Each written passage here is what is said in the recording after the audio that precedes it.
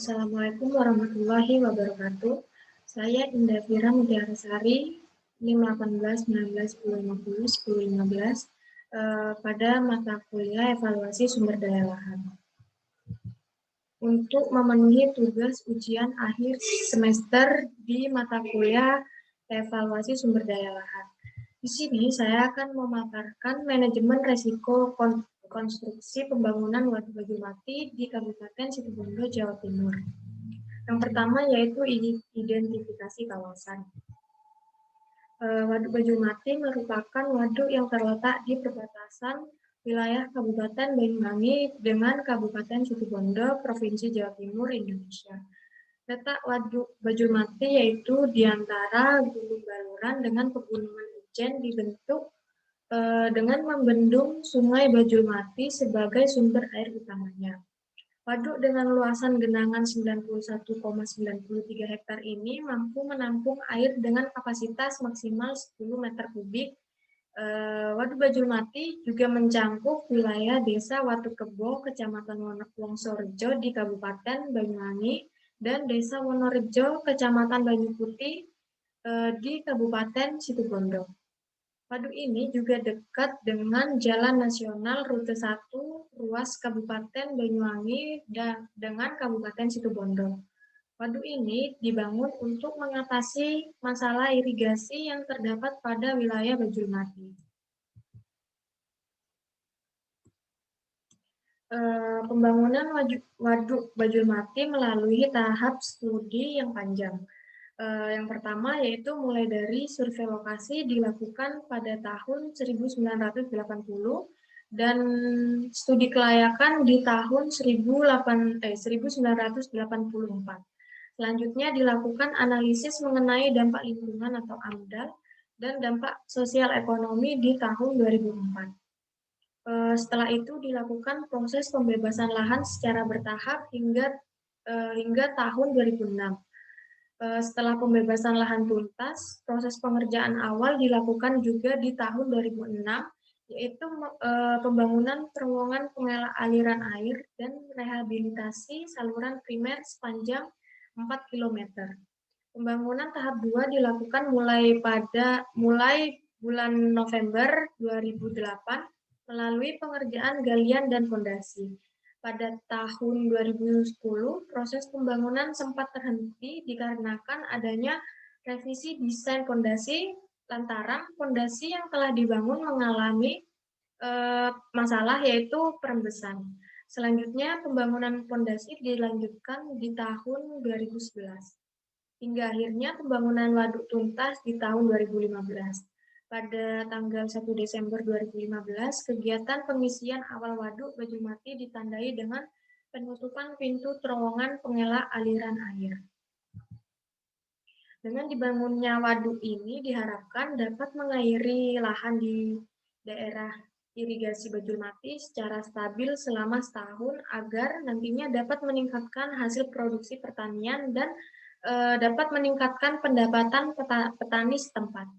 Menurut Gianto tahun 2008, pembangunan waduk ini dapat menimbulkan faktor lain, yaitu adanya resiko terhadap waduk itu sendiri di saat pembangunan.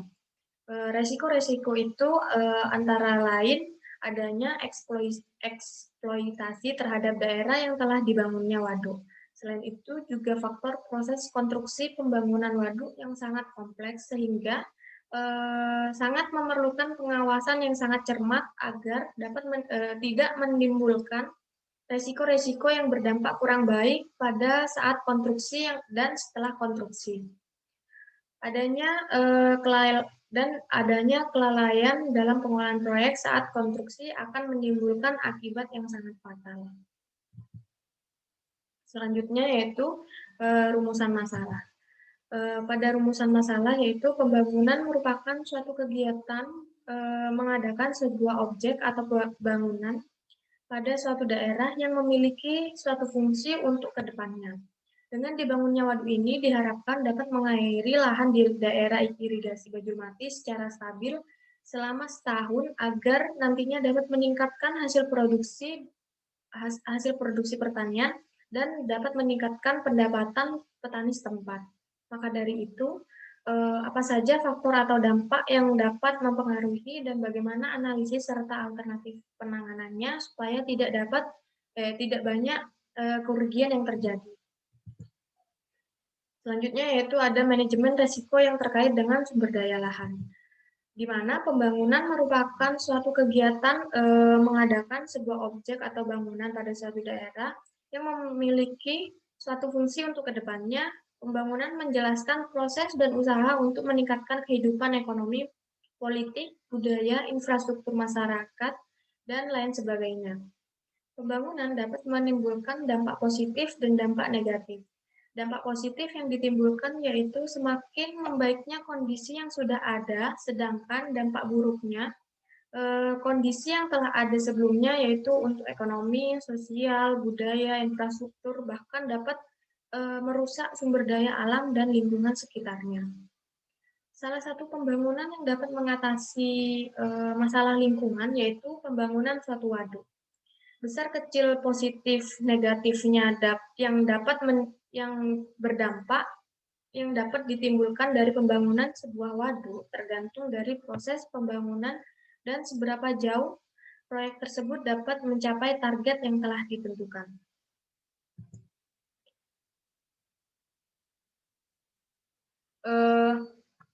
Bila proyek tersebut berjalan sesuai dengan rencana yang ada, maka dampak yang ditimbulkan dari pembangunan waduk akan memberikan dampak positif yang besar, yaitu dapat mengatasi masalah terkait dengan perairan dan fungsi waduk dapat maksimal.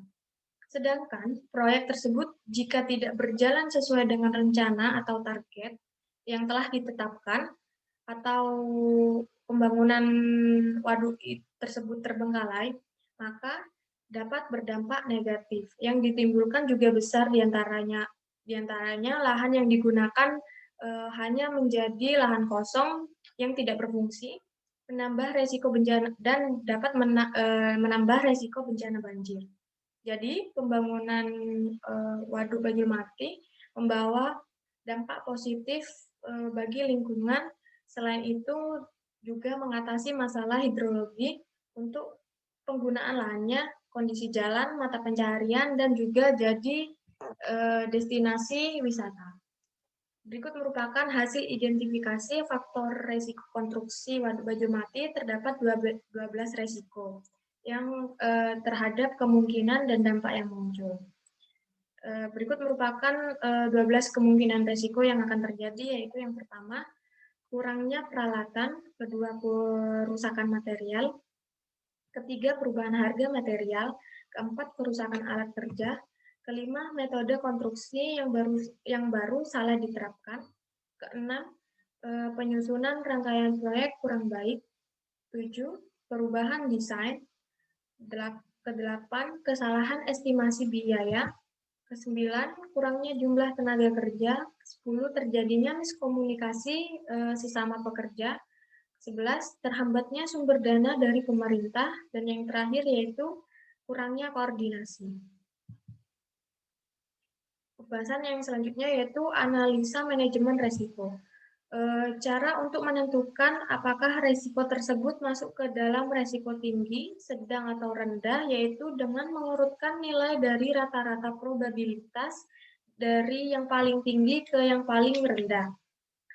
Berikut merupakan kriteria masing-masing resiko. Dapat dilihat dari tabel kriteria risiko probabilitas per variabel. Untuk nilainya yang paling tinggi yaitu berada di angka 5 dan yang paling tinggi resikonya berada di angka 1. Untuk variabel yang memiliki kriteria resiko yang paling tinggi yaitu berada di perubahan desain yang hampir mencapai nilai 5. Dan yang paling rendah yaitu variabelnya yaitu berada di kurangnya koordinasi yang memiliki rata-rata probabilitas bernilai 2,4. Resiko diformulasikan sebagai fungsi dari kemungkinan yang terjadi yaitu likelihood dan dampak negatif atau impact-nya, atau indeks resiko sama dengan probabilitas dikalikan dampak.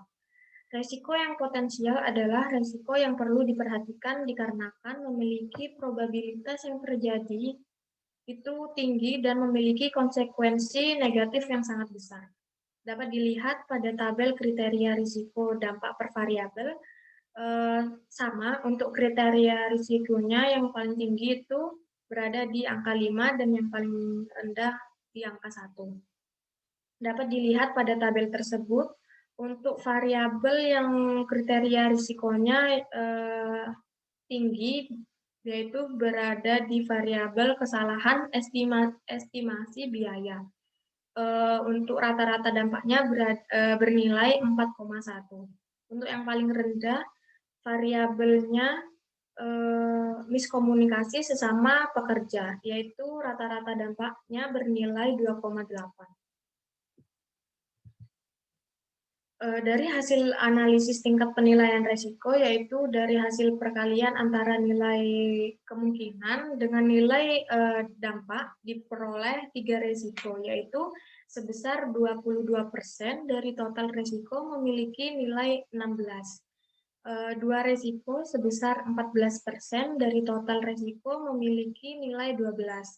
7 resiko yaitu sebesar 50% dari total resiko memiliki nilai 9, dan 2 resiko yaitu sebesar 14% dari total resiko memiliki nilai 6. Selanjutnya yaitu alternatif dan langkah penanganannya. Alternatif dan langkah penanganan dalam pembangunan waduk yaitu sebagai solusi bagi pemecahan krisis lingkungan, baik banjir maupun maupun kekeringan, dan adanya pembangunan waduk ini sebagai penyediaan air melalui pemanenan atau penampungan air hujan dalam skala besar. Dan langkah penanganannya yaitu memberikan penyuluhan atau pengertian bagi masyarakat sekitar tentang pembangunan waduk yang dapat menjadi dampak positif bagi kehidupan sehari-hari. Misalnya yaitu dari adanya waduk tersebut dapat mengairi lahan persawahan masyarakat, dan perlunya pemantauan waduk secara berkala supaya dapat mengetahui kerusakan pada bangunan waduk yang perlu segera diperbaiki atau direvitalisasi. Alternatif dan langkah penanganan lainnya yaitu Waduk Bajulmati memiliki primadona tujuan wisata baru bagi wisatawan dikarenakan dengan kawasan Taman Nasional Baluran. Berbeda dengan keindahan waduk pada umumnya, keindahan yang dihadirkan di Waduk Bajulmati mirip seperti di Misol Raja Ampat. Bukit-bukit kecil yang mengelilingi waduk air membuat suasana semakin sejuk. Pesona indahnya juga terlukiskan di air yang berwarna hijau dan yang tenang. Angin semilir yang sejuk begitu terasa jika berjalan di atas puncak perbukitannya. Selain Waduk Bajulmati menjadi destinasi wisata, ternyata juga menjadi tujuan wisata memancing bagi masyarakat sekitar dan luar kota. Bagi pengunjung yang akan memancing, katanya untuk sementara tidak bisa memancing di sekitar bangunan waduk atau pintu air, melainkan harus berputar mengelilingi waduk atau dari sisi selatan.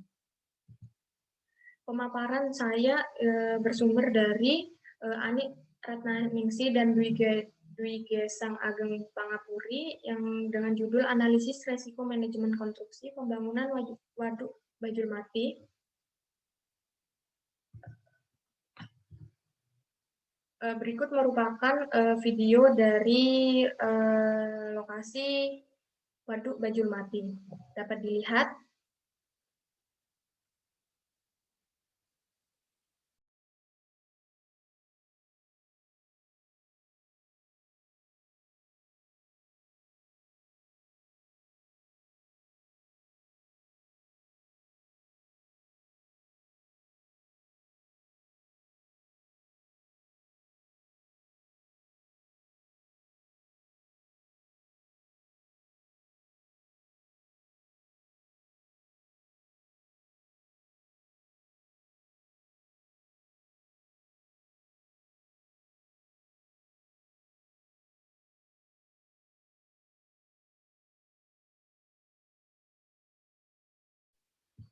Nah, setelah melihat lokasi Waduk Gajah Mati, sekian pemaparan dari saya. Jika ada kesalahan kata maupun yang lainnya, mohon maaf.